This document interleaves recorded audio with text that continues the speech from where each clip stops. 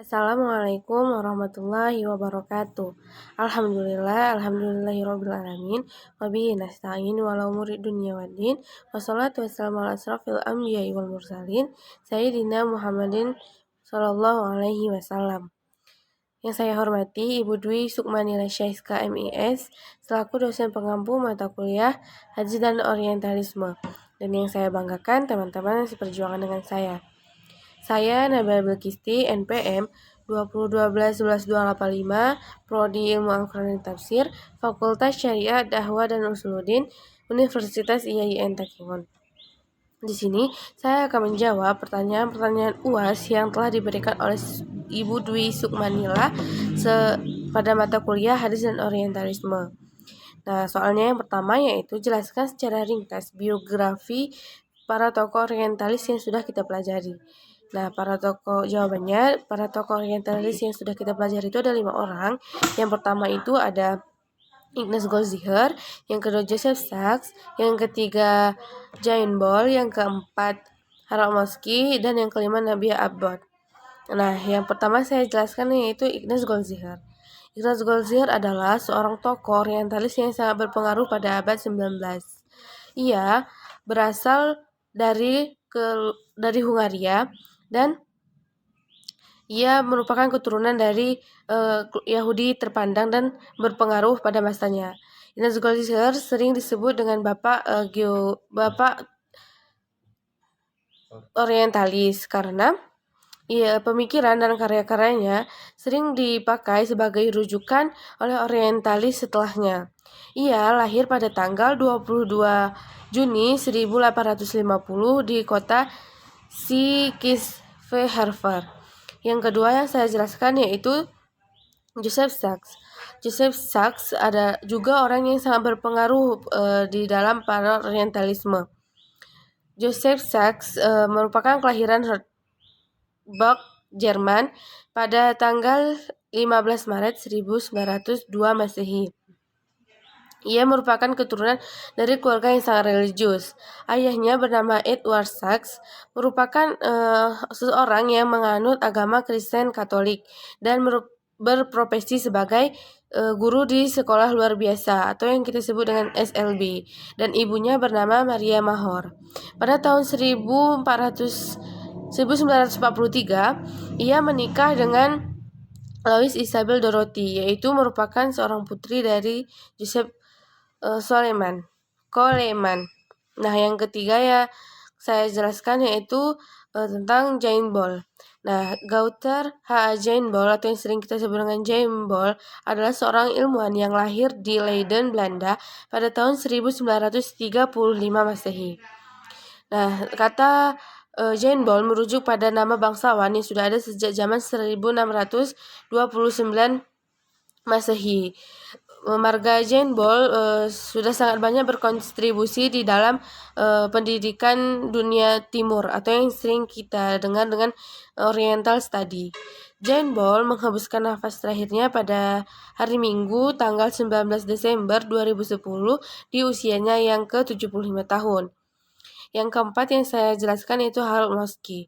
Harold Moski lahir pada tanggal 25 Agustus 1948 di kota Berlin, Jerman Barat.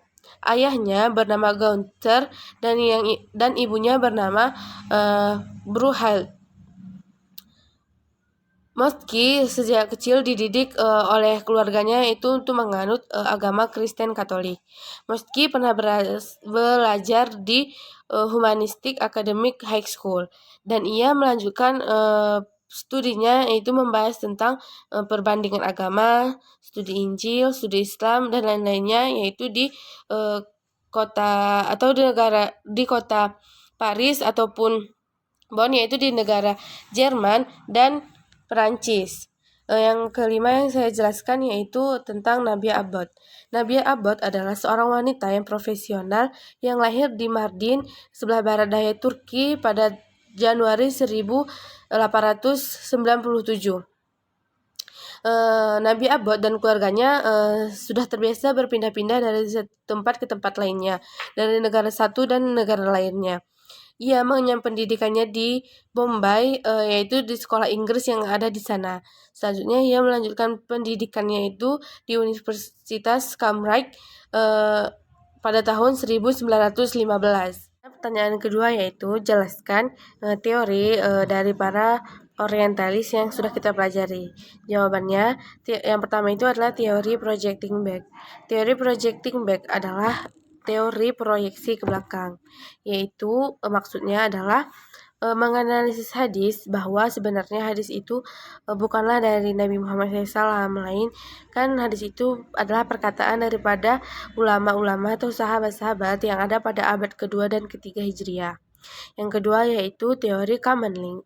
Teori common link ini maksudnya adalah semakin banyak periwayatan yang bertemu dan meninggalkan periwayatan tertentu, maka semakin banyak periwayatan itu masuk ke tahap kesejahteraan. Yang ketiga yaitu teori dating. Teori dating adalah penanggalan hadis dengan cara analisis dan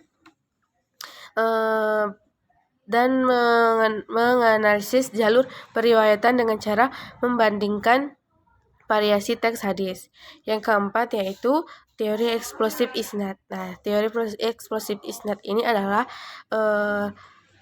teori yang secara besar-besaran dilakukan di dalam periwayatan hadis, karena menurut Nabi Abbott, teori setiap hadis itu harusnya itu memiliki periwayatan lebih dari satu, seperti 2, 5. Pertanyaan yang ketiga yang terakhir yaitu jelaskan bagaimana ulama menyikapi teori mereka tersebut. Jawabannya yaitu ulama menyikapi teori mereka tersebut tidak jauh berbeda di setiap teorinya. Bahwa ulama itu menyikapi bahwa teori yang mereka kemukakan itu sangatlah tidak logis dan masuk akal, karena mereka tidak tahu bagaimana sekte-sekte periwayatan setiap generasinya, bahwa setiap hadis itu berbeda. Jadi mereka tidak tahu, para orientalis itu tidak tahu bahwa setiap hadis itu berbeda periwayatannya, jangka waktunya, dan di setiap tahunnya. Jadi jawaban dari saya, lebih dan kurang saya mohon maaf dari awal hingga akhir, karena saya masih dalam tahap belajar. Syukran li musyahadatikum wa ila liqa. Assalamualaikum warahmatullahi wabarakatuh.